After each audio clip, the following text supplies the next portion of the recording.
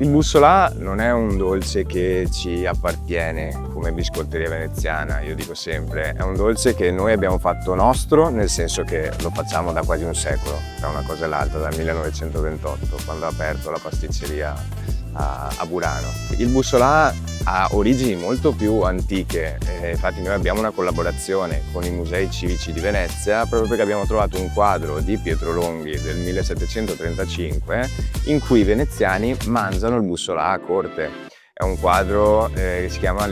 La mattina di cioccolato. Se andiamo ancora più indietro in realtà ci sono richiami in ville palladiane del 1500, c'è un affresco a Villa Caldogno proprio in cui i veneziani mangiano questo dolce. Quello che i veneziani e da prima i buranelli ricordano del bussolà è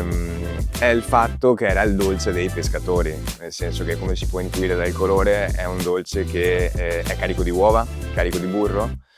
ed era un po' la barretta energetica dei pescatori dell'isola di Burano, che nelle lunghe notti, nelle lunghe battute di pesca, dovevano sostentarsi, soprattutto avere qualcosa che non deperisse facilmente.